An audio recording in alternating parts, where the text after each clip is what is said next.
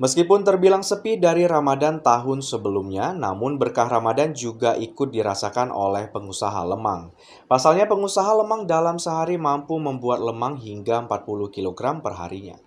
Di bulan suci Ramadan, lemang merupakan salah satu makanan yang paling banyak dicari oleh umat Muslim. Dan biasanya makanan ini sangat mudah dijumpai selama Ramadan. Dikarenakan banyak dijual di pasar tradisional dan sepanjang jalan protokol kota Lubuk Linggau. Makanan yang terbuat dari ketan ini dan terbalut dari bambu memiliki cita rasa yang gurih dan lezat. Pengusaha lemang di Kelurahan Karya Bakti, Kota Lubuk Linggau, Megawati mengatakan, dirinya sudah membuka usaha lemang sejak tahun 1993 yang lalu.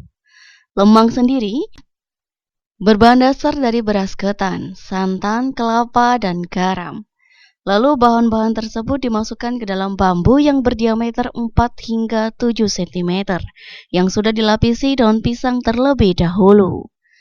Kemudian, bambu yang sudah berisi ketan dan santan tersebut dibakar di atas bara api, kurang lebih 3 jam pembakaran. Kembali ia menyampaikan, setiap hari biasanya membuat lemang sampai 40 kilo. Dari 40 kilo beras ketan tersebut, didapatkan 160 batang lemang. Dan alhamdulillah selalu habis terjual. Dan di bulan Ramadan ini, ia mengaku Ramadan kali ini sepi, sehingga menurunkan omset penjualannya di bulan suci Ramadan. Di bulan suci Ramadan tahun sebelumnya, pengusaha lemang mampu membuat lemang hingga 50 kilo lebih. Namun, untuk Ramadan kali ini hanya 40 kilogram saja. Kita ceritain Bu, kita usaha lemang ini berapa lama Bu? Dari tahun 93, perubahan turun omsetnya. Berapa persen Bu? Sebabnya ini biasanya ibu setengah pikul ini cuma 60 kilo.